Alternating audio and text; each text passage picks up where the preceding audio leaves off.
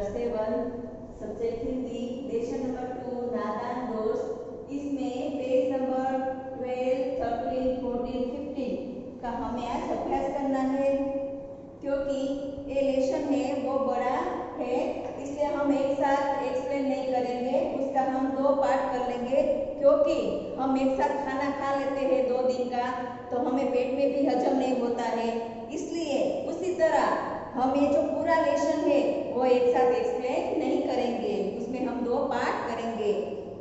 क्योंकि page number 12, 13, 14 और 15 का जो लेसन है पेज से वो हम आज एक्सप्लेन करेंगे और पेज नंबर 16, 17 और 18 का जो पेज नंबर है वो हम बाद में एक्सप्लेन करेंगे। तो लेसन नंबर 2 में नादान दोस्त। नादान दोस्त हिंदी के प्रसिद्ध कथाकार प्रेमचंद की कहानी है। एक कहानी एक प्रेमचंद है उसने एक कहानी लिखी है जिसमें छोटे बच्चे चिड़िया के लिए घोंसला बनाने की कोशिश करते हैं। इस कहानी में 2 भाई, एक बहन और भाई है, दोनों भाई बहन है, वो चिड़ियों के लिए घोंसला बनाने की कोशिश करते हैं। इस प्रयास में उनके साथ क्या होता है आइए पढ़कर जानते हैं कि वो प्रयास करते हैं, घोंसला बनाने की कोशिश करते हैं, तो कोशिश करने के बाद भी उनके साथ क्या होता है। तो आइए हम एक कहानी पढ़ते हैं। नादान दोस्त, उसमें एक बहन है और भाई है, भाई बहन है। वो केशव के घर में छज्जे के ऊपर एक चिड़िया ने अंडे दिए थे। केशव के घर था, उसके छज्जे पर एक चिड़िया ने एक अंडा दिया था। केशव और उसकी बहन श्यामा दोनों बड़े ध्यान से चिड़ियों को वहां आते जाते देखा करते थे। केशव और श्यामा दोनों भाई बहन हैं, वह चिड़ियों को वहां आते जाते देखा करते थे। सवेरे दोनों आंखें मलते मलते छज्जे के सामने पहुंच जाते और चिड़िया या दोनों को वहां बैठा पाते। केशव के घर के छज्जे ऊपर अंडे, चिड़िया ने अंडे दिए थे। केशव और उसकी जो बहन है वह दोनों वहां ध्यान से देखा करते थे और चिड़ा वहां आते जाते रहते थे, वो भी दोनों बैठे बैठे देखा करते थे। उनको देखने में बच्चों को पता नहीं क्या मजा आता था। ये सब देखने में उन दोनों भाई बहन को पता नहीं क्या मजा आता था, वह देखते ही रहते थे। दोनों के मन में तरह तरह के प्रश्न उठते थे।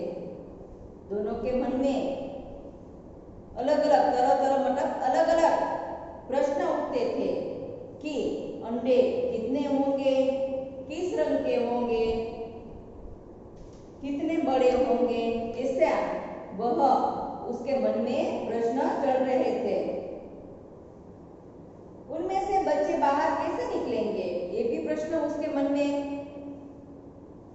आ रहा था कि बच्चे सोचते हैं कि ये बच्चे हैं वो कैसे बाहर निकल लेंगे, बच्चों के पर कैसे होंगे, पर यानी कि पंख, तो बच्चों के पंख कैसे होंगे, घोंसला कैसा होगा। किंतु इन सवालों का जवाब देने वाला कोई नहीं था। उसके दिमाग में, उसके मन में अलग अलग प्रश्न उठते थे, लेकिन उसके प्रश्नों का जवाब देने वाला कोई नहीं था। उसके जो मन में प्रश्न चल रहा था उसका जवाब देने वाला कोई भी नहीं था। माँ घर के कामों में लगी रहती थी। माँ है वो घर के काम में व्यस्त रहती थी और बाबूजी है वो दफ्तर के काम में, दफ्तर यानी कि ऑफिस, तो बाबूजी है वो भी ऑफिस के काम में मग्न रहते थे, बिजी रहते थे, व्यस्त रहते थे। इसलिए उसके दिमाग में जो प्रश्न चल रहा था उसका जवाब कोई देने वाला नहीं था। दोनों बच्चे आपस में ही सवाल जवाब करके अपने मन को शांत कर लिया करते थे। दोनों भाई बहन है वो आपस में सवाल जवाब करके मन को शांत कर लेते थे। श्यामा कहती है, भैया क्या बच्चे निकलकर फुर से उठ जाएंगे? श्यामा केशव को अपने भैया से प्रश्न करती है कि भैया क्या बच्चे फुर से उठ जाएंगे? केशव जवाब देता है, विद्वानों की तरफ, मतलब महानों की तरफ। विद्वान यानी कि महान, महानता से जवाब देता है, नहीं पगली, पहले पर निकलेंगे। केशव है वो श्यामा को कहता है कि ऐसे नहीं फुर से उड़ेंगे, क्योंकि पहले तो पंख निकलेंगे। पंख के बिना जो चिड़िया है, बच्चा है, वो उड़ नहीं सकता है। इसलिए केशव अपनी बहन को समझाता है कि नहीं री पगली, पहले तो उसके पंख आएंगे, पर यानी कि पंख निकलेंगे, बिना परों के बेचारे कैसे उड़ेंगे। केशव श्यामा को कहता है कि उसकी तो पंख ही नहीं है, तो बिना पंखों के बेचारे कैसे उड़ पाएंगे। श्यामा कहती है, बच्चों को क्या खिलाएगी बेचारी? उसके मन में ये भी प्रश्न उठता है। श्यामा अपने भैया से कहती है कि ये चिड़िया है, वो अपने बच्चों को क्या खिलाएगी? केशव के पास इसका कोई जवाब नहीं था। केशव के पास उसका कोई भी जवाब नहीं था। इस तरह 3-4 दिन बीत गए। ऐसे देखते देखते 3-4 दिन बीत गए। दोनों बच्चों की जिज्ञासा दिन प्रतिदिन बढ़ती जा रही थी। जिज्ञासा यानी कि जानने की इच्छा, दिन प्रतिदिन यानी कि हर रोज उसके दिमाग में हर रोज सब बच्चों के बारे में जानने की इच्छा जागने लगी। दोनों अंडों को देखने के लिए बहुत बेचैन थे। दोनों अंडों को देखने के लिए भाई और बहन है वह बहुत बेचैन थे, हताश थे। उन्होंने अनुमान लगाया, अनुमान यानी कि अंदाज। उन्होंने अंदाज लगाया कि अब बच्चे जरूर, पेज नंबर 14, जरूर निकल आए होंगे। ये दोनों अनुमान लगाते हैं कि अब तो बच्चे जरूर निकल आए होंगे। तो आइए फिर से ये 13 नंबर का जो पेज है उसका हम फिर से समझौती कर लेते हैं कि केशव के घर पर, यानी कि केशव के घर के छज्जे पर एक चिड़िया ने अंडे दिए थे। केशव और उसकी बहन श्यामा है वह ध्यान से इस चिड़िया को आते जाते देखा करते थे कि उसके छज्जे पर अंडे दिए थे, इसलिए चिड़िया वहां आती थी, जाती थी। वो सब केशव और अपनी बहन श्यामा दोनों देखते रहते थे, देखा करते थे। सवेरे दोनों आंखें मलते सामने पहुंच जाते थे। सुबह उठते ही वह इस चिड़िया ने जो वहां अंडे दिए थे वहां जाकर खड़े हो जाते थे और देखा करते थे। दोनों वहां बैठा पाते, वहां चिड़ा और चिड़िया वहां दोनों आते थे, वो जाते थे, वो दोनों वहां बैठा पाते थे, वो सब देखा करते थे। उनको देखने में बच्चों को पता नहीं क्या मजा आता था। ये चिड़िया वहां आती थी, जाती थी, चिड़ा भी आते जाते थे, तो उन दोनों को देखने में इन बच्चों को बहुत मजा आता था। दोनों मन में तरह तरह के प्रश्न उठते थे, उसके दिमाग में तरह तरह के प्रश्न उठते थे कि अंडे कितने होंगे, किस रंग के होंगे, कितने होंगे, उनमें से बच्चे बाहर कैसे निकलेंगे, ये सब उसके दिमाग में प्रश्न चल रहा था। उसके पर कैसे होंगे, घोंसला कैसा होगा, लेकिन उसके दिमाग में अलग अलग प्रश्न उठते थे। लेकिन उसके दिमाग में जो प्रश्न उठते थे उसका जवाब देने वाला कोई नहीं था, क्योंकि उसकी जो माता है, उसकी माँ है, वह घर के काम में व्यस्त रहती थी। बापूजी है वो भी दफ्तर के काम में, यानी कि ऑफिस के काम में बिजी रहते थे, व्यस्त रहते थे। इसलिए उसके मन में जो प्रश्न था उसका जवाब कोई देने वाला नहीं था। तो दोनों भाई और बहन है वो दोनों आपस में सवाल जवाब करके अपना मन शांत कर लेते थे। बाद में श्यामा है वो अपने भैया केशव से प्रश्न करती है कि भैया क्या बच्चे निकलकर फुर से उड़ जाएंगे? तो श्यामा का उत्तर अपना भैया जो केशव है वो विद्वान की तरह यानी कि महानता से कहता है कि नहीं री पगली, पर के बिना ये बच्चा कैसे बेचारे उठ सकेंगे। श्यामा कहती है बच्चों को क्या खिलाएगी बेचारी। श्यामा के मन में एक भी प्रश्न है कि चिड़िया है वो बच्चों को क्या खिलाएगी। केशव के पास इसका कोई भी जवाब नहीं था। केशव के पास भी जवाब नहीं था। इस तरह 3-4 दिन बीत गए। दोनों को अधिक जानने की इच्छा लगी। जानने की इच्छा जागने लगी। जिज्ञासा मतलब जानने की इच्छा। दोनों बच्चों को जानने की इच्छा हर रोज बढ़ती जा रही थी। बच्चों कैसे होंगे, अंडे कैसे होंगे, ये दोनों भाई बहन हैं। उसको अंडे के बारे में ज्यादा जानने की इच्छा बढ़ती जा रही थी। दोनों अंडों को देखने के लिए बहुत बेचैन थे। भाई और बहन थे, वह दोनों अंडों को देखने के लिए बहुत बेचैन थे, आतुर थे, हताश थे। उन्होंने अनुमान लगाया, अनुमान यानी कि अंदाज। उन्होंने अनुमान लगाया, अंदाज लगाया कि अब बच्चे जरूर निकल आए होंगे। उसने सोचा कि अब तो 2-3-4 दिन हो गए हैं, अब तो अंडे में से जरूर बच्चे निकल आए होंगे। बच्चों के भोजन का सवाल अब उसके सामने आ खड़ा था। बच्चों क्या खाएंगे, उसका जो प्रश्न था वो भी उसके दिमाग में आकर खड़ा हुआ था कि दोनों भाई बहन हैं। उसके दिमाग में ये भी प्रश्न चल रहा था कि बच्चों के भोजन का उसके दिमाग में प्रश्न चल रहा था कि वह क्या खाएगा, बच्चों क्या खाएंगे, ऐसा उसके दिमाग में प्रश्न उठता है। चिड़िया बेचारी इतना दाना कहाँ से लाएगी। वो सोचने लगता है कि चिड़िया है, वो चिड़िया इस बच्चों के लिए इतना दाना कहाँ से लाएगी, बच्चों को कैसे खिलाएगी कि सारे बच्चों का पेट भर सके। इतना दाना कहाँ से लाएगी कि ये जो सारे बच्चे हैं उसका पेट भर सके, ऐसे उसका पेट भर सके, ऐसे दाने वो कहाँ से लाएगी। बेचारे बच्चे भूख के मारे चू चू करके मर जाएंगे। बेचारे बच्चे भी भूखे होंगे इसलिए वह चू चू करके कहीं मर न जाए।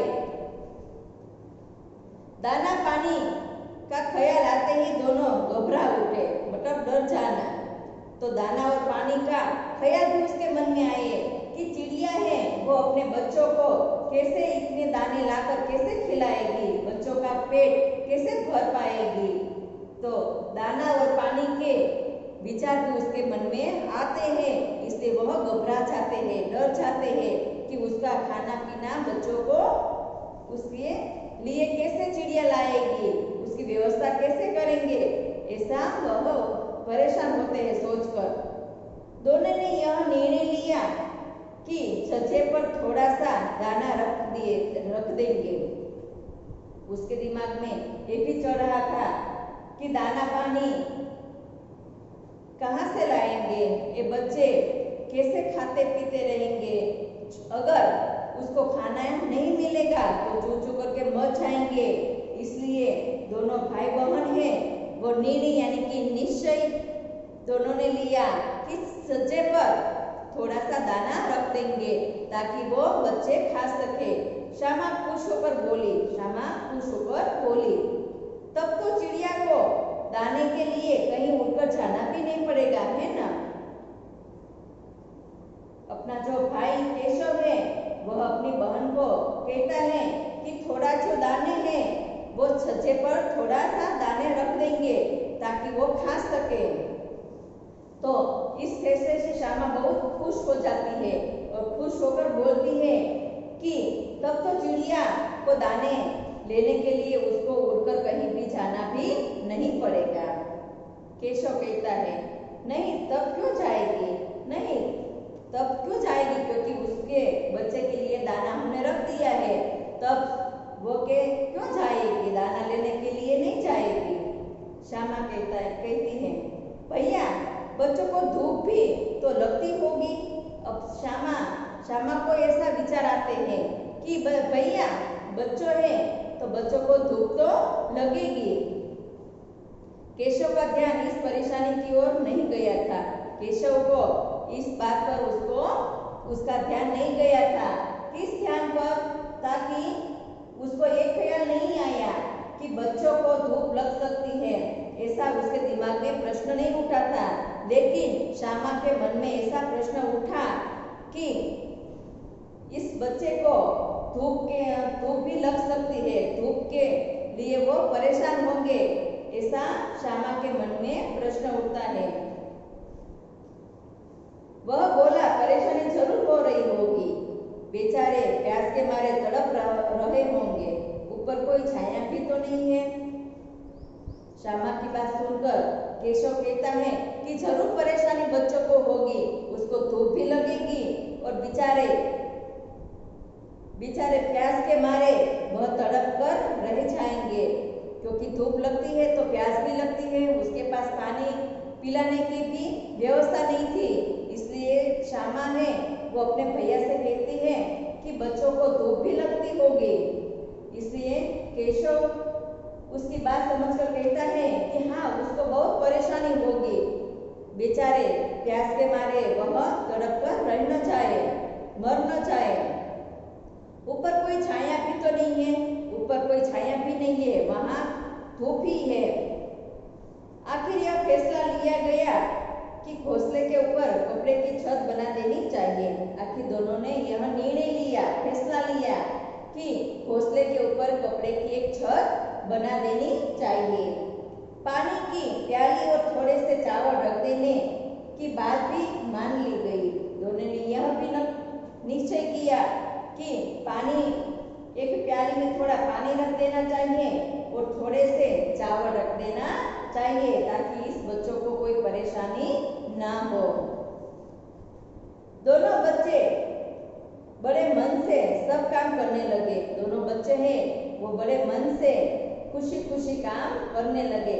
किसके काम करने लगे? ताकि बच्चों की देखभाल करने के लिए सब काम करने लगे।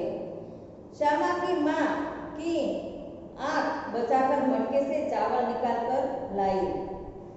श्यामा है वो अपनी माँ की आंख बचाकर मटके में से चावल लेकर आई। केशव ने पत्थर की प्याली का तेल चुपके से जमीन पर गिरा दिया। केशव था, उसने एक पत्थर की प्याली थी, उसमें तेल था, वो सारा तेल है वो जमीन पर गिरा दिया और उसको साफ करके उसमें पानी भर दिया। क्यों पानी भर दिया?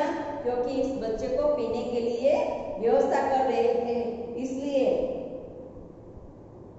केशव ने वह प्याली, पत्थर की जो प्याली है वह साफ करके उसमें पानी भर लेता है और श्यामा है वह माँ की आंख बचाकर मटके में से चावल लेकर आई। दोनों व्यवस्था करने लगे। अब छाया के लिए कपड़ा कहाँ से लाए? अब उसके मन में यह प्रश्न उठता है कि उसके बच्चे के लिए छाया करने के लिए कपड़े कहाँ से लाए? फिर ऊपर छड़ियों के बिना कपड़ा ठहरेगा कैसे? छड़ियों यानी कि लकड़ी के छाया करने के लिए लकड़ियों के बिना कपड़ा कैसे ठहरेगा? रुकेगा, ठहरेगा यानी कि रुकेगा कैसे? और छड़ी खड़ी होगी कैसे? उसके मन में ये भी प्रश्न उठता है कि अब छाया के लिए कपड़ा कहाँ से लाए और कपड़ा मिल भी जाए तो छड़ियों के बिना कपड़ा कैसे रुकेगा और छड़ी कैसे खड़ी होंगी? ये सब उसके दिमाग में प्रश्न चल रहा है। अब फिर से पेज नंबर 14 का लेसन हम समझते हैं कि उन्होंने अनुमान लगाया कि बच्चे अब जरूर निकल आए होंगे। बच्चों को भोजन का सवाल उसके दिमाग में आ गया। चिड़िया बेचारी दाना इतना कहाँ से लेकर आएगी कि बच्चों का पेट है वो भर सके? बेचारे बच्चे हैं वो भूख के मारे तड़प तड़प कर मर न जाए। दोनों को ये भी उसके मन में विचार आता है। दाना पानी का ख्याल आते ही दोनों घबरा जाते हैं, डर जाते हैं कि बच्चे पानी के बिना और दाने के बिना वह कैसे रह पाएंगे। इसलिए दोनों भाई बहन है वो निर्णय लेता है, निश्चय करता है कि छज्जे पर थोड़ा सा दाना रख देंगे, ऐसा वह सोचते हैं। श्यामा खुश होकर बोलती है, श्यामा बहुत खुश हो गई, खुश होकर बोलती है। तब तो चिड़ियों को दाने के लिए कहीं भी उड़कर जाना भी नहीं पड़ेगा। केशव कहता है, हाँ, उसकी जो दाने की व्यवस्था हम कर ले तो चिड़ियों क्यों जाएगी दाना लेने के लिए। श्यामा कहती है, भैया बच्चों को धूप तो लगती होगी ना। अब श्यामा है वो अपने भैया से कहती है कि भैया बच्चों को धूप भी लगती होगी। केशव को इस तरफ उसका ध्यान नहीं गया था कि बच्चों को धूप भी लग सकती है, इस परेशानी तरफ केशव का ध्यान नहीं गया था। लेकिन श्यामा को उसके मन में ऐसा विचार आया। वह बोला, परेशानी जरूर हो रही होगी। अब केशव कहता है कि हाँ, जरूर परेशानी बच्चों को होगी, बेचारे प्यास के मारे तड़प कर रह जाएंगे, बेचारे प्यास के मारे वह रह जाएंगे, ऊपर कोई छाया भी नहीं है। आखिर दोनों यह फैसला लेते हैं कि घोंसले पर एक कपड़े की छत बना देनी चाहिए ताकि बच्चों को छाया बनी रहे। पानी की प्याली रख देनी चाहिए और चावल के थोड़े दाने भी रख देने चाहिए ताकि बच्चों को कोई भी परेशानी न हो। दोनों बच्चे बड़े मन से सब काम करने लगे, बहुत प्यार से सब काम करने लगे। कौन से काम करने लगे? यानी कि बच्चों की देखभाल के लिए पानी की व्यवस्था करने लगे, खाने के दाने की भी व्यवस्था करने लगे। बहुत बड़े प्यार से यह काम करने लगे। श्यामा की माँ की आंख, श्यामा है वह अपनी माँ की आंख बचाकर मटके में से थोड़े चावल लेकर आई और केशव है वह पत्थर की प्याली का जो तेल है वह नीचे जमीन पर गिरा दिया और वह साफ करके बच्चों के लिए पानी भर दिया। अब छाया के लिए कपड़ा कहाँ से लाए? अब उसके मन में यह प्रश्न उठता है कि बच्चों के लिए छाया भी करनी है, लेकिन छाया करने के लिए कपड़ा हम कहाँ से लाएंगे? और कपड़ा लाएंगे तो लकड़ी के बिना कपड़ा कैसे रुकेगा? और छड़ी खड़ी होगी कैसे? और छड़ी भी कैसे खड़ी होगी? यह प्रश्न उसके दिमाग में चलता है। Page number 15। केशव बड़ी देर तक इसे उधेड़-बुन में रहा। उधेड़-बुन मतलब सोच विचार में पड़ना। उधेड़-बुन यानी कि सोच विचार में पड़ना। तो यहाँ अंडरलाइन कीजिए, उधेड़-बुन का मतलब है सोच विचार में पड़ना। तो केशव है वह बहुत देर तक विचार में पड़ गया और आखिरकार यानी कि अंत में उसने यह मुश्किल भी हल कर दी। पहले तो केशव बहुत सोच समझ में पड़ गया, उसके बाद अंत में यह मुश्किल भी हल हो गई। उसने इस मुश्किल का समस्या का समाधान भी कर लिया कि अंत में उसने मुश्किल भी हल कर दी, आसान कर दी। श्यामा से बोला, केशव है वो श्यामा से बोला, जाकर कूड़ा फेंकने वाली टोकरी उठा ला। केशव ने श्यामा को कहा कि जाकर वो कूड़ा फेंकने वाली जो टोकरी है वो लेकर आ। माँ को मत दिखाना क्योंकि वो डांटेगी, इसलिए केशव श्यामा को कहता है कि वो कूड़ा फेंकने वाली टोकरी लेकर आ और माँ को मत दिखाना। श्यामा कहती है वह तो बीच में से फटी हुई है। श्यामा कहती है कि वो टोकरी है वह तो बीच में से फटी हुई है, उसमें धूप भी नहीं छाएगी। केशव झुझलाकर यानी कि नाराज होकर बोला। केशव नाराज होकर बोला, तू टोकरी तो ला। केशव नाराज होकर श्यामा को कहता है कि तू टोकरी तो ला, मैं उसका छेद बंद करने की कोई उपाय सोचता हूँ। श्यामा कहती है कि वह टोकरी तो कटी हुई है, बीच में से कटी हुई है। इसलिए केशव कहता है नाराज होकर कि कोई बात नहीं, तू टोकरी लेकर आ, मैं उसका जो छेद है वो बंद करने का कोई उपाय यानी कि कोई रास्ता सोचता हूँ। श्यामा दौड़कर टोकरी उठा लाई। केशव ने कहा, इसलिए श्यामा दौड़कर आई। केशव ने उसके छेद में थोड़ा सा कागज ठूस दिया। केशव ने अपनी बुद्धि का उपयोग किया और केशव ने उस जो टोकरी था, टोकरी का जो छेद था उस पर कागज ठूसकर इस टोकरी की जो छेद था वो बंद कर दिया। कि केशव ने उसके छेद में थोड़ा सा कागज ठूसा दिया और फिर टोकरी को एक टहनी से टिकाकर बोला, टिकाकर यानी कि रख दिया, रख के टहनी यानी कि डाली।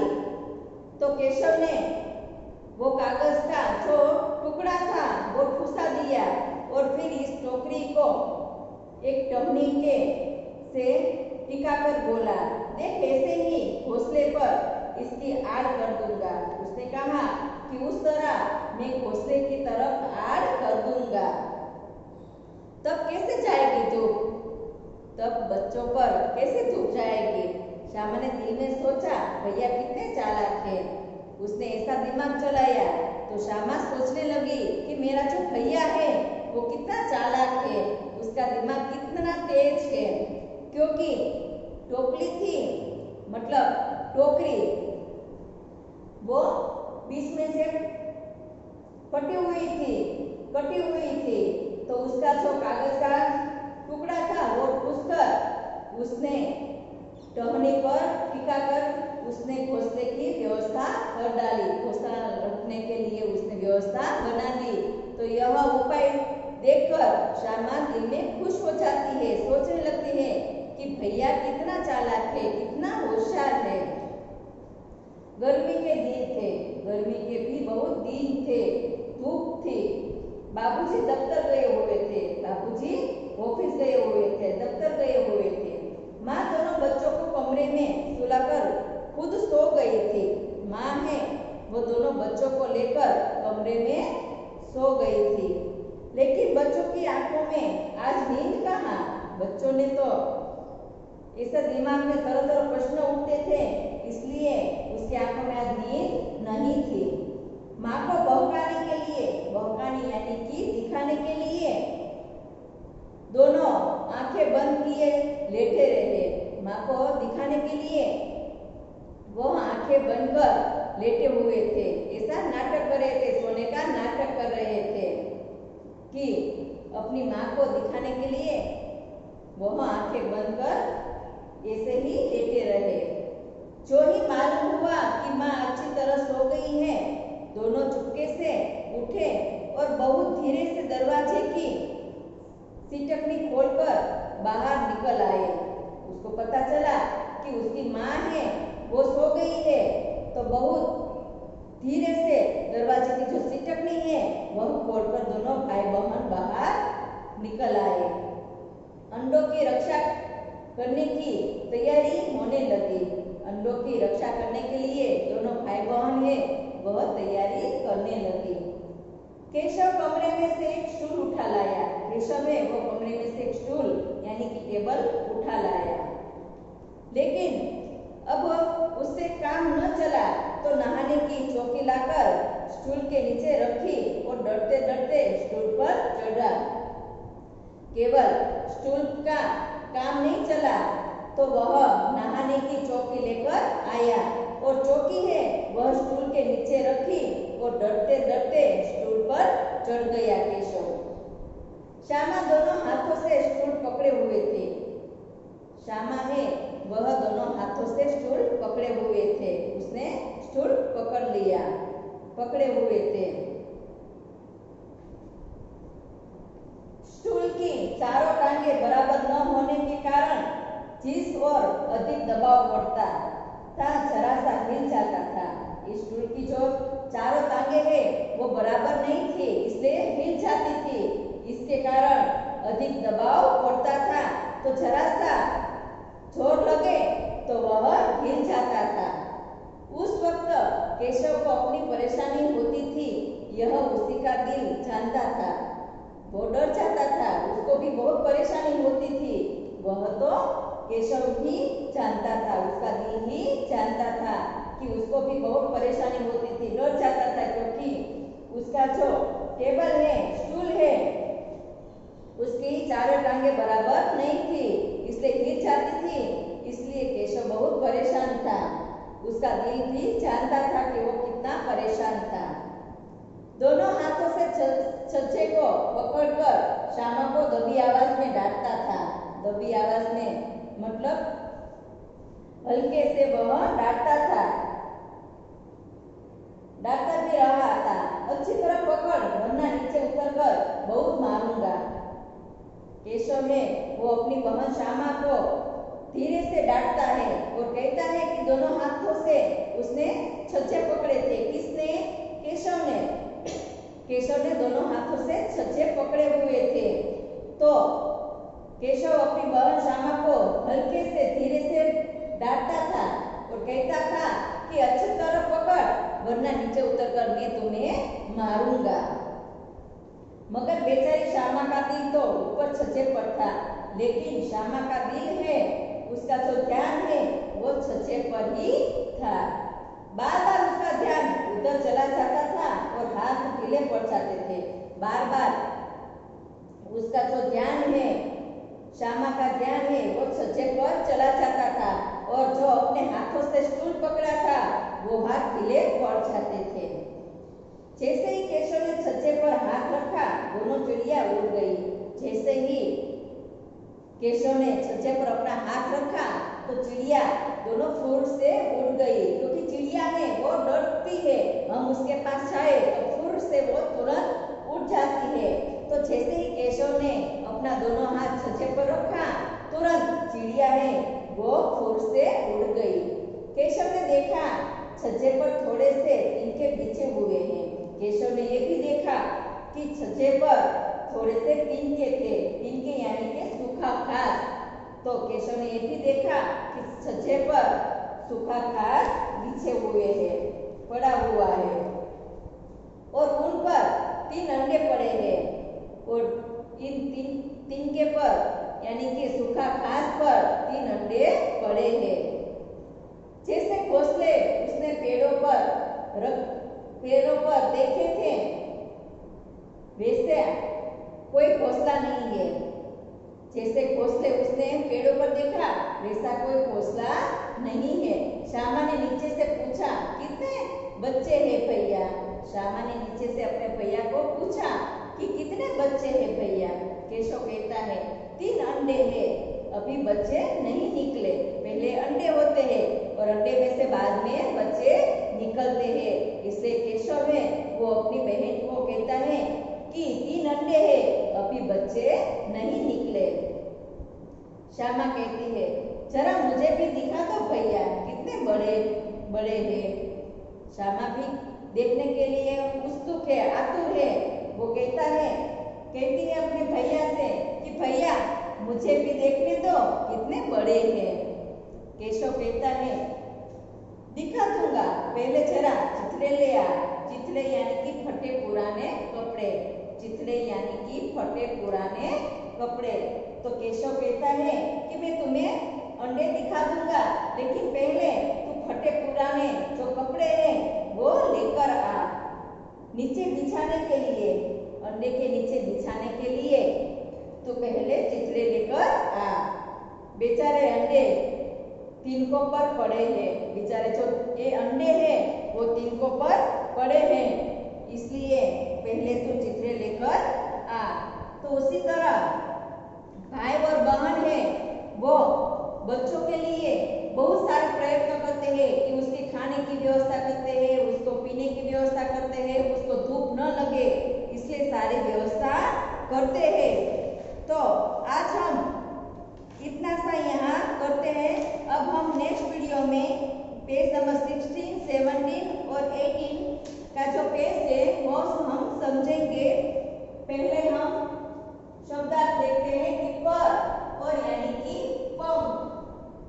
जिज्ञासा, जिज्ञासा का मतलब है जानने की इच्छा। अनुमान, अनुमान यानी कि अंदाजा। चिथड़े यानी कि फटे पुराने कपड़े।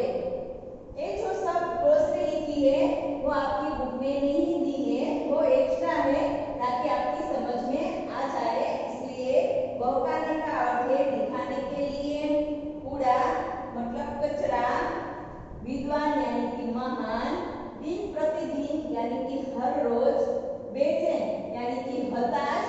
निराश, निर्णय यानी कि निश्चय, परेशानी यानी कि मुश्किली, छड़ियों यानी कि लकड़ी।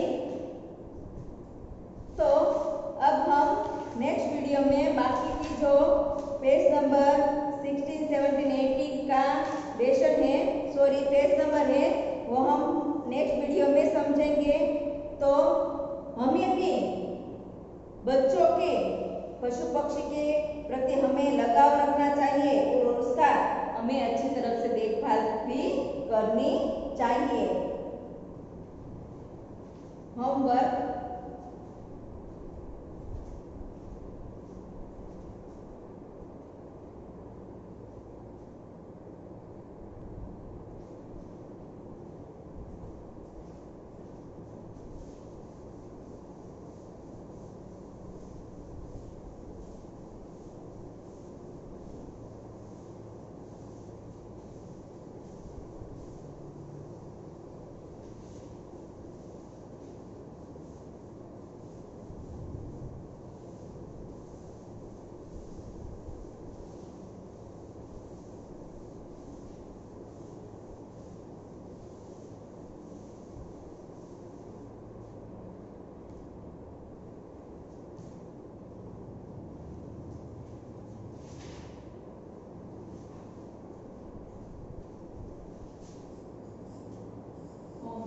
शब्दार्थ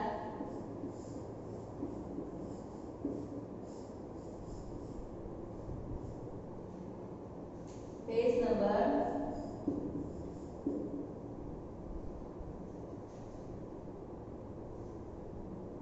13, 15,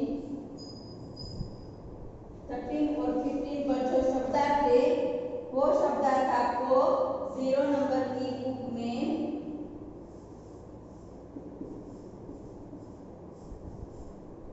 0 नंबर बुक में वन टाइम